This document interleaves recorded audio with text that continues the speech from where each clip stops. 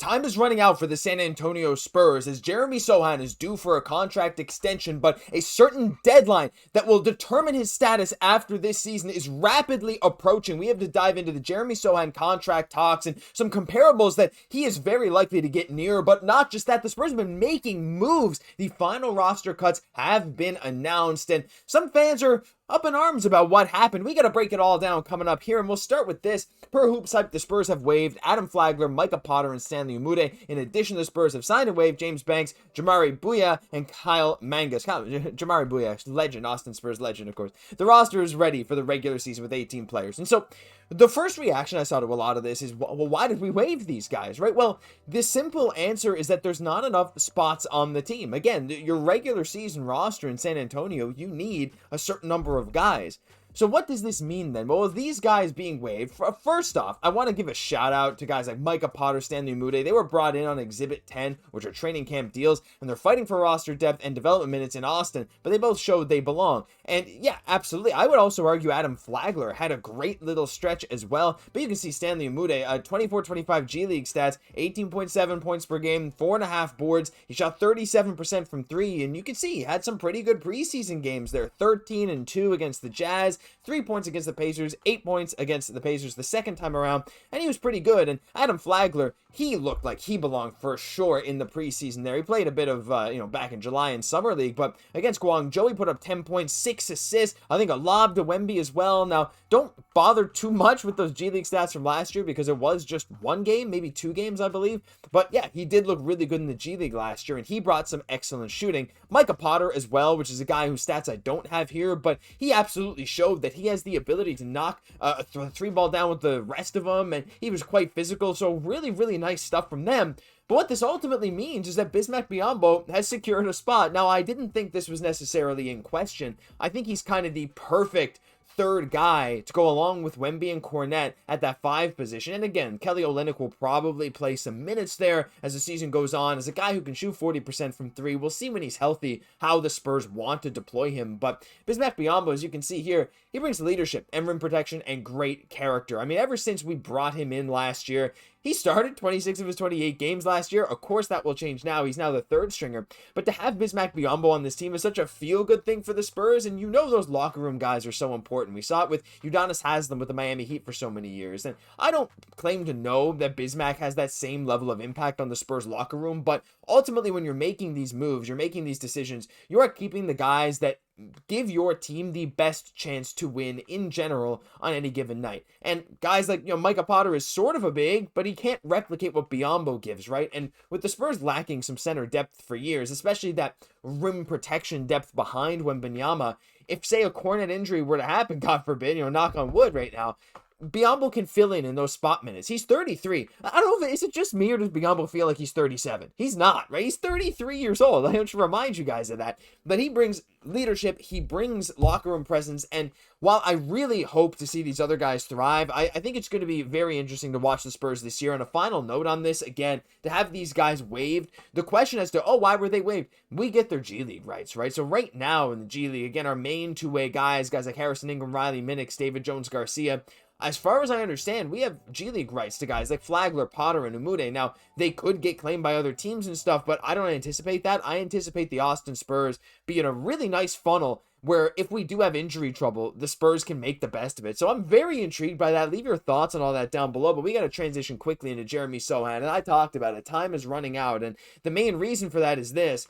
The deadline for the Sochan extension is tomorrow. As the recording of this video, it is Sunday, October 19th. So the deadline is Monday, October 20th at 5 p.m. Central, 6 p.m. Eastern. If you're on the East Coast like myself, unless something changes in the next 31 hours, it's looking like he will be a restricted free agent next summer. So, the ultimate question with Jeremt Sochan is, how much can he reasonably get, right? Now, there have been a lot of contracts signed in the last little while. I brought up a guy like Nikola Jovic, who signed a bit of a bigger deal, or not a bigger deal, but I think it was like $15-16 million per year, roughly. You had Keegan Murray out in Sacramento, who I talked about a few videos ago. That's maybe on the higher end. And then today, Shaedon Sharpe and Toumani Camara both signed deals. Camara is closer to, I think it was, 4 years? I think it was about $15-20 million as well. So ultimately, what this is painting a picture of is that Jeremt Sochan is looking to be about a $15 to $20 million player. But then if you look at the stats, it's like, okay, you can understand where Jeremt Sochan and his camp, his agent, might be coming from, in the sense of like, look at what he did when healthy for the San Antonio Spurs. And let me also say that the when healthy is a very big caveat here, because he has had some injury trouble, of course, recovering from a calf strain and then a wrist sprain that's now going to keep him out of the season opener. Last year he had some problems with his back. But Sochan, when healthy, is such an incredible, enormous defensive force who can also slash very well. He works well with Wemby, even in the two-man game we saw it a bit. Might see it a bit less this year, but who knows? He worked well as an off-ball slasher. His three is coming along a little bit. He's gone back to the two-handed free throw. Things are changing for Jeremt Sochan. So on the open market, you wonder now if he's going to be a restricted free agent.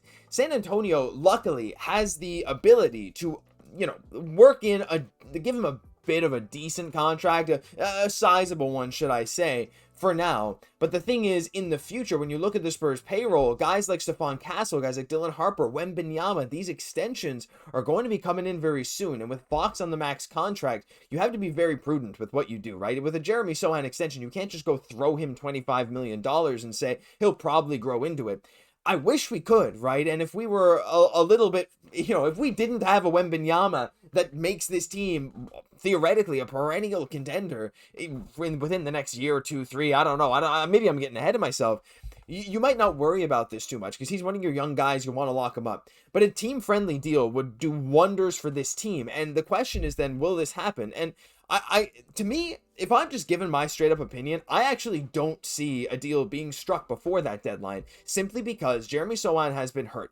And I'm sure that he and his agent are going to want to show that they have more in the tank to get maybe a little bit more money. And again, that restricted free agency thing, if you don't extend, right, and you just go to RFA, there's that added pressure that other teams could theoretically come in and be like, hey, Jeremt, this is what we'd like to offer you. This is what we'd like to offer you. It puts a lot more pressure on the San Antonio Spurs. So ultimately, I don't think it'll have too much of an effect on his performance this season, but it does throw a bit of I don't want to say a wrench into the Spurs' plans, but it'll make it a little more difficult, naturally, when you can't lock up the guy, one of your key young core guys, on an extension.